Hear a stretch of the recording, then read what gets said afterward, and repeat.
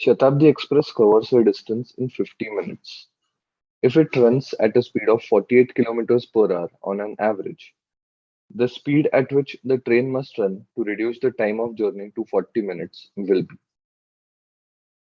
Now, the original time is 50 minutes and the new time is 40 minutes. Original and new. So it is 50 and 40.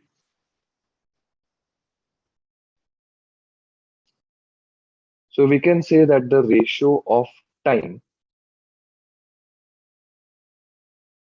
is equal to 5 is to 4.